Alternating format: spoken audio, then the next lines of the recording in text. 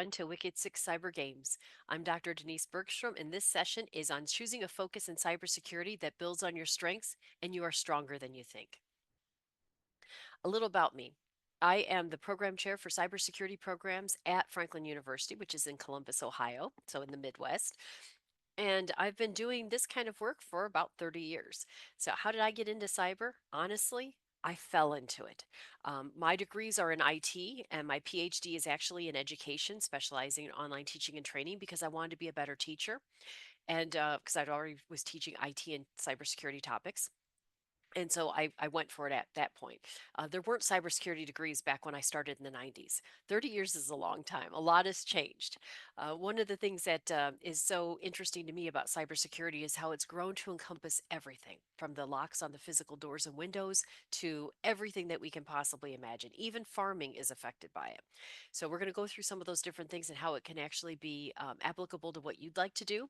In my case, I started out by selling things. I was really good in sales, and I had a friend who suggested that I went ahead and apply at a computer store, not like the Best Buys of today, but this was a mom and pop where they did custom programming and things like that. And I was hired. I started selling computers. They saw I had an aptitude for it because I learned everything about the computer. This was back when you would put the I/O card in, the input output card, so that you could add devices and even add a keyboard. You would actually have to put in the rails so you could convert the 5 1/4 inch floppy to a 3 1/2 inch floppy. So this was a long time ago. But they taught me about programming. They taught me about how the computer worked and functioned. They taught me how it connected to a network and why these things were important and everything that spawned from that. With that understanding, I went ahead and went to school and got a degree and started working as an analyst in a manufacturing company and loved it and started with the IT side of things, but eventually progressed into the OT, the operational technology side of things. My career has, like I said, spanned 30 years, including doing things like over 150 risk assessments. I cleaned up a nuclear facility when it was hit by malware because I understand both IT and OT. I have been on emergency response teams that have gone out across the country. I've done digital forensics for both organizations and law enforcement, including 14 FBI joint task forces. And honestly, what I call my claim to fame is one of the things that makes me most proud of my career is one of those cases we helped to rescue a kidnapped girl. So yeah, I'm pretty proud of what I've accomplished in these years. I've also worked in the academic side of it for over 20 years. I have taught associates through doctorate level and done training for cert prep and different things like that and thoroughly just love this field, love the people I get to meet, and the opportunity to try to inspire and motivate students like you, or those of you in cyber. You don't necessarily have to be a student, so I apologize for that. But why might you consider a career in cybersecurity? Cyber, again, touches everything, and there's so much opportunity. But the really cool thing about cyber is it's always changing and evolving, and every single thing you've done to this point can help you in cyber. I know a lot of people are thinking, okay, I was a fry cook at a fast food restaurant. How does that ever going to help me? It can. You've worked with material safety data sheets. You understand about hazardous materials. You've possibly supervised people. You have done things that have attributes and skill sets that you've put in your professional toolkit that will help you in cyber. Cyber truly is the unifying field in this collection of careers that we could possibly choose. Why do I love it? I am biased. I'm here, right? I've been in it for 30 years. And I care about the fact that we don't have enough women in this field, in IT or cyber, and I'm lumping them together. And it's not just because, oh, let's just get more women in. There is a competency that comes from a lot of the women that are feeling that they can't do this, that we're missing in our solutions, in our workplaces, and in the solution to our national cybersecurity. So I want to hopefully inspire you to look at this as a serious place for you to get a career and to also look at what you've done as assets, not necessarily as a waste of time or something that didn't get you anything, because everything you've done has helped to bring you to who you are right now. And those attributes are important. So, when we think about cybersecurity, there are so many focus areas. And don't worry, I'm not going to read the slide to you, but there are so many different, distinct areas in cybersecurity. But every single one of those areas complements every other area. They all interweave, they all have um, elements of input and elements of being fed output. They have different interactions and intersections, and oftentimes they can be the same thing with different names. When we talk about network engineering, for example, network engineering could be a standalone network at an organization, or it could, if you look further down the list, incorporate physical security attributes like the cameras that are watching the physical structure of an organization or a manufacturing plant to make sure that the manufacturing floor is still safe. Meaning, when I say manufacturing floor, that means where all the equipment is located and where all the events are happening. It's not actually the physical floor. And then you could also include things like IoT security because of the fact that those devices are incorporated into that network. So these are not isolated items in this list, nor is it by any means an exhaustive list. Okay. But there are so many things that you could consider. This is just a start. But what I would like for you to take away from this is a couple things. Number one, when you're asked about what do you want to do in cybersecurity or what career do you want, don't just say cybersecurity, because honestly, that's almost a non answer. There are so many amazing areas of cybersecurity, and you will actually help yourself in an interview and in those placement tests and in trying to figure out where you want to go if you start to look at what inspires and gets you interested about different areas of cyber. Because let's face it, not all of us are going to do all these things. I've actually done all of these things, but you may not want a career like mine. Mine has been very, very wide and a lot less deep than some, but I've gained so much insight and information, and it helps every class that I teach because I don't just give the stories that the author put in a book, although I've written a couple textbooks too. I can actually talk to you from experience about the things I've done because I've done the job. And that makes a big difference because I have authentic, real world experiences and then things that I can bring to the class that are going to help you to understand what to do because you can kind of step through it in a day in the life. So, when we're considering all those jobs, let's go back a step and consider who you are. First of all, you have value. Secondly, you can do this. Thirdly, what do you want to do? Hmm. Who are you? Okay, think about your previous jobs. I mentioned being a fry cook can be an asset. It can if you let it be. Don't just say, I just. Don't minimize what you've done. Just a slight tangent here. Our words have power, okay? Our psyche, whatever you believe, psyche, spirit, soul, whatever, takes in those words and it trusts your own voice. So the more negative you spew, the more negative you ingest. The more positive you spew, the more positive you ingest. So start out with thinking, I can do this. Because, folks, if I can do it, you can do it because there's absolutely nothing special about me. Nothing. So if I can be successful in this field, you can be successful in this field. And I hope that you succeed and surpass anything I've done. That's another tangent of what is success. You have to decide what that looks like. Is it being able to have a career for a few years, step out, be a stay at home mom, re enter and start something different? Is it working part time so you can have a family and other aspirations? Is it going to work for a nonprofit so you can change the world? Is it working at a high wage organization so that you can donate to the nonprofit that can change the world? What your level of success looks like is going to be very different than mine. But to put it into perspective, I have earned over $335,000 a year for 6 years by myself. Now, that's not that impressive because I got offered jobs in Silicon Valley for over 600 grand a year. Not the lifestyle I want, not the pace I want, not the cost of living I want.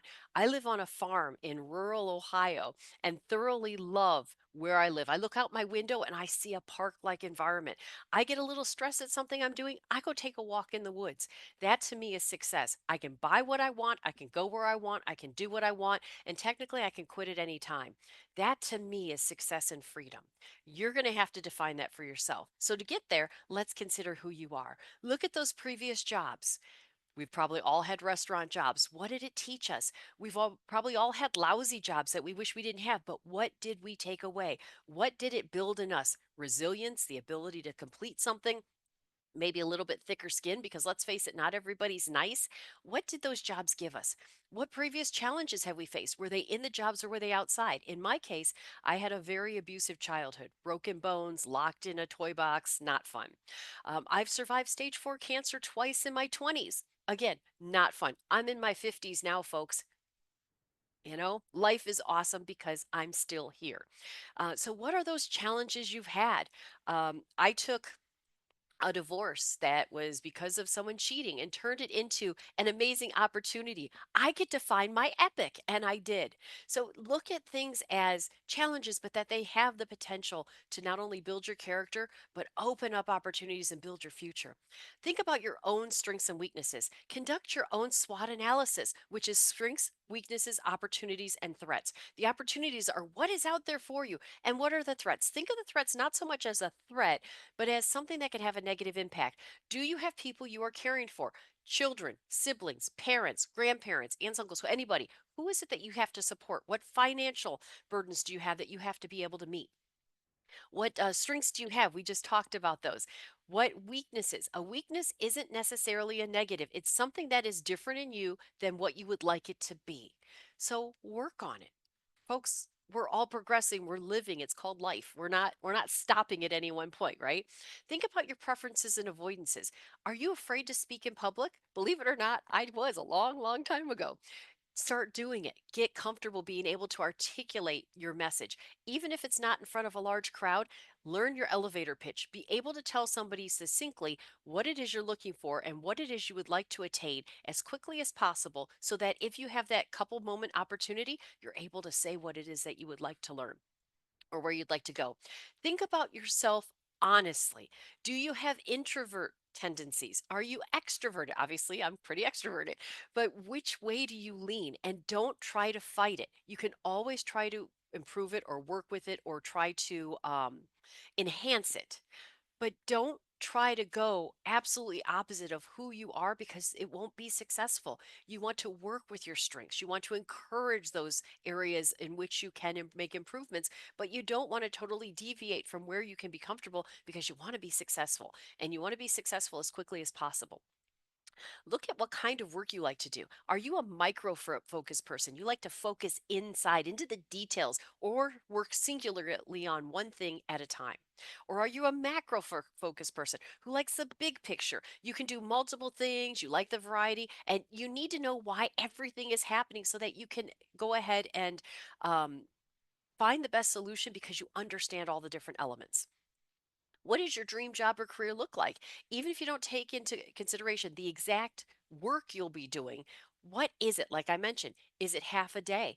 Is it a 4 day work week? Is it working from home? Is it going to another country? Is it having the ability to go between different clients and have opportunities to learn from them and their different interfaces and their operations? What piques your interest and makes you want to learn more? If you are interested enough in it to spend your own time and money pursuing that topic, that could be a very good one for a career. And think of it this way, if you've taken classes and you loved a topic, I've said this before, so I apologize anyone who's heard me speak. If you love a topic, take it further than what your class could because there's only so much time and ability to cover those topics. Consider what wasn't included in your coursework that you wish you would have learned. And finally, a challenge that's harder for some people. Consider what you hated in school. For some of you, that might be math. Folks, math is amazing. It is a set of tools that helps you solve problems. I know. Some of you've had bad experiences with it, and I apologize for that because that's really something that should never happen. We should be taught math in a way that it is inspiring and fun and creative, and that way we want to do math because you are capable of doing math and you're capable of succeeding. But if you hate it, learn more about it. The best way to learn a topic, solve a problem using it. For some, that might be programming. For some, that might be database. If you don't understand something, solve a problem with it. Use those tools. When you do something in class, you do it because someone like me tells you to, or the author of a textbook wrote some generic assignment and they're making you go through the steps. It has no relationship to your real life. When the assignment that you're working on or the task you're working on means something to you, I promise you, you will learn it more quickly and more solidly than you would if you're just doing something that someone tells you to do. So look at, where do you see yourself in the next 5, 10, or 15 years? Because that also might help shape where you're going to go. I mentioned, do you want to start a career, step out to raise a family, re-enter the job market? Are you somebody looking to pivot careers? Maybe you had a nursing career, or you've worked in public relations or something like that, and you want to find something that's either going to solve a passion that you've got, or make you more money, or give you something more authentic that you can do. And, will the career that you're looking for adapt to where you want to go? Make those inroads now. For example, I've published a couple textbooks, a couple other books. I've done things that will help to have longevity so that I can continue to do some of these things even when I step out of different elements of the career field. And then, I'm sorry, but please don't just chase the money. I know a lot of people say cyber's where the money is, IT's where the money is. You got to do this, you got to do that. The problem is, if you have no passion for it or interest in it, while you could still earn a good wage, those big dollars are not going to be there for you. Those people earning the good wages are the ones who are adding significantly to the discipline. They're the ones who are putting in the time and the effort, the ones who are making the strides in technologies, and the ones who are really learning how to affect change. So, like you to consider, what is a strength of yours? And be honest. And you all have strengths. Come up with a strength. That's one of the polls. Now, what's it take to be successful?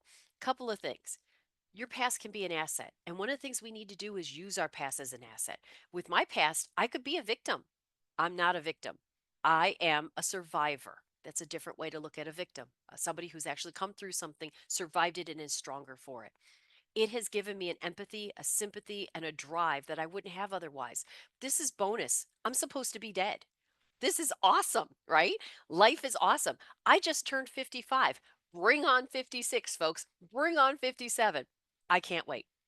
Um, your gender can be an asset, not just because you're possibly more attractive to somebody or whatever.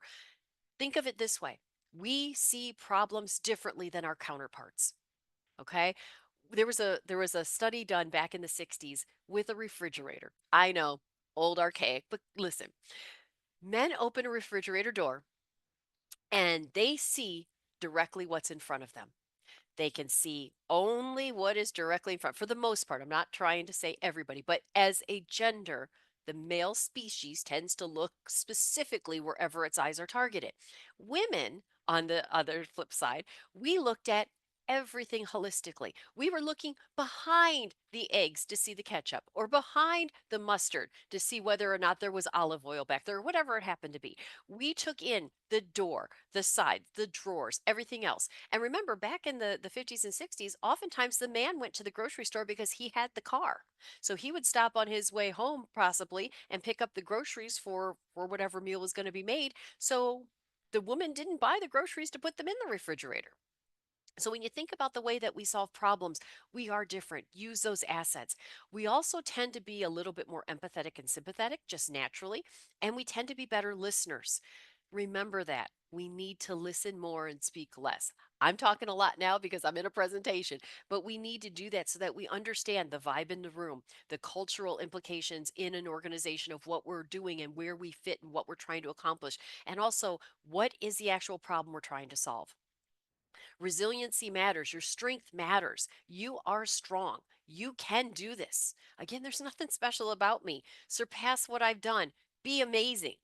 Hard work does matter. Put in an honest day's work for an honest day's pay. You might think, oh, you know what? I'm not getting paid what I'm worth. Give them a value for their money. You'll start to see increases. Companies want to hold on to people who are assets and who are hardworking. They need to keep you. So work hard and you'll see those benefits follow you. Or other people will try to hire you away because of the asset that you are. Never stop learning. Do authentic work. Don't use AI to write your papers. Don't use anybody else to give you the answer. Figure it out. That then is knowledge that no one can ever take from you. View every opportunity to learn and be ready for those opportunities because they will happen, especially if you have the right attitude. Second challenge for you, here's another poll. Which cybersecurity area inspires or intrigues you? There are so many to choose from. Where to learn more? If you're in school, those classes and degrees, but don't forget your professors and the library at school. It's free. Do research in the library, and you can usually do it online from your computer, right? And those librarians are awesome. They know how to find things. So go ahead and utilize them as an amazing resource. They may not understand the topic that you're asking them to help with, but they understand how to find resources, certification prep, and tools that are available, and question a day kind of things, and then the certifications themselves, YouTube videos, blogs, white papers, current events and news, free training and certificates like from Google and Coursera, and then also IT and cybersecurity organizations like the Women's Society of Cyber Jitsu, WESIS, ISACA, InfraGard, ISSA, OWASP, Black Hat Hackers, ISC Squared. There are so many organizations, and if you happen to be fortunate enough to live in a big city, there are opportunities. Simply Google IT meetups or cybersecurity meetups near me, and you'll find so many. When I was in Houston, I had an opportunity at least once a day. There could have been 10 or 20 on some days. So don't miss out on the fact that you live in an area where there are so many opportunities. And finally, if you have any further questions or you want to follow up, feel free to reach out to me. Again, Denise Bergstrom at franklin.edu is my email. I hope you have an amazing opportunity here at the Wicked6 Cyber Games and that you continue to learn. Cyber is awesome and you have something to contribute. Don't let anyone steal your voice.